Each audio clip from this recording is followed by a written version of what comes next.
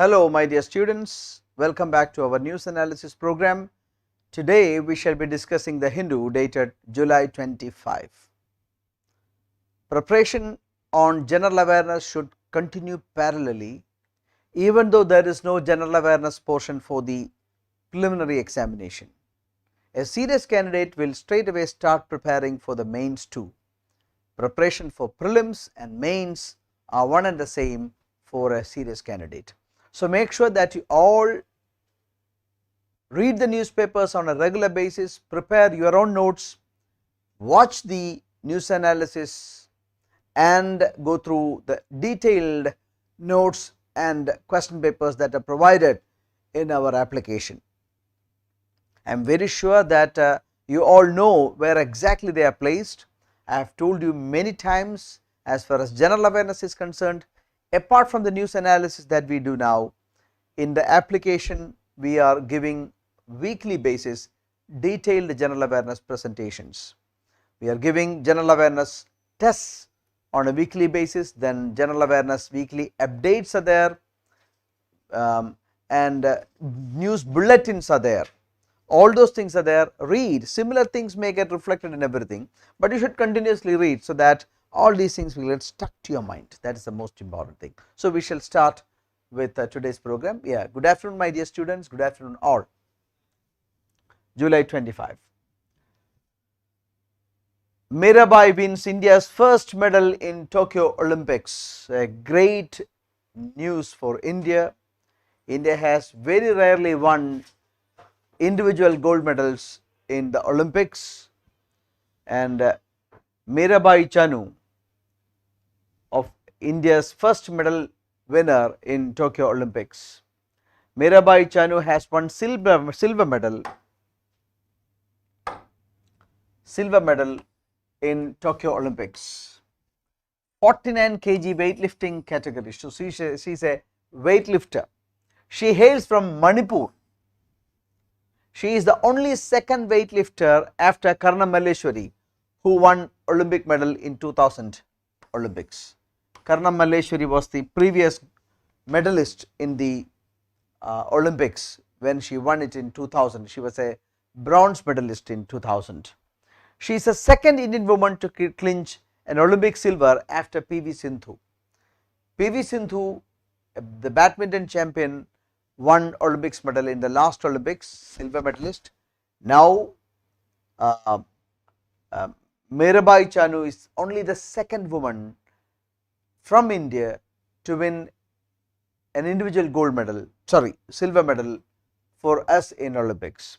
Rajiv Gandhi Khel Ratna awardee and Padma Shri awardee. These are the national recognition that Mirabai Chanu won. So, note every point about Mirabai Chanu. They may ask questions in detail, so we must be prepared for that. Blinken will raise human rights issues. Antony Blinken is the US Secretary of State. US Secretary of State is the his Indian equivalent is India's Foreign Secretary or Foreign Minister. I am sorry, Foreign Minister. So, US Foreign State Secretary means India's Foreign Minister. Its Indian equivalent. So, he is visiting India. Blinken will raise human rights issues, says the news. Now, Antony Blinken is yet to come to India. As a serious student, you should already make the platform for the visit and related news. The US Secretary of State Antony Blinken is to visit India next week. Phones of a number of Indian personalities and foreigners in India were hacked by Pegasus software spyware. Pegasus is developed by an Israeli company named NSO. NSO says it sells software only to government clients. So, listen, there is an allegation in India that it is at behest of the government of India or with the knowledge of the government of India that these phone surveillance took place. So, it is in this context that US Secretary of State is visiting. So, US Secretary of State will definitely invoke the issue of personal freedom with the government of India. Afghanistan issue and India's response to Afghanistan issue will also come into discussion between the countries during his visit. So, two things are going to dominate Antony Blinken's visit to India. One, the foreign issues. There are already plenty of discussions going on in the world that such softwares must be stopped immediately. So, US pressure to that effect is very important, and that is going to dominate. Another thing, the recent US withdrawal from Afghanistan, and there is going to be a government change in Afghanistan. Taliban is closing in on from every corner, and the official Afghanistan government is really in the dock. So, what is going to be the future for Afghanistan? It will be a major concern for India too, because Afghanistan is our neighbor country. Mid-century target of net zero inadequate, says India. India wants G20 pledge for 2030. India wants G20 pledge for 2030. What is that? Read, I shall discuss the same. G20 climate meet was held in Naples, Italy. G20, India is a member of G20, group of 20 major developing countries. So, India, which is a participant of the G20, during its meeting in Naples, Italy, said that mid-century target, meaning 2050 target, mid-century 2050 target is not enough. The climate target has to be met by 2030, which India has decided to adhere to. India said that pledges by some countries to achieve net zero GHG, greenhouse gas emissions. What is GHG? Greenhouse gas. GHG emissions or carbon neutrality by mid-century were inadequate. India wants these countries to achieve the target by 2030. By 2030, the greenhouse gases emission targets or carbon neutrality targets must be achieved by developing countries. That is what India says. What is net zero emission target? I shall tell you. Net zero emission refers to a situation where a country is able to remove at least as much carbon dioxide from the atmosphere as it is emitting. Suppose a country is emitting 100 carbon, then country has to do something to absorb at least 100. So, that net carbon neutrality is achieved. So, the net zero emission refer to a situation where a country is able to absorb, remove at least as much carbon dioxide from the atmosphere as it is emitting. That is what India says that all countries have to achieve by 2030. India has already taken pledge to achieve carbon neutrality by 2030, while other countries say that they will achieve it by only 2050. How is this possible? This can be possible by increasing forest cover. Number one, through technologies such as carbon capture. Newer technologies have to come.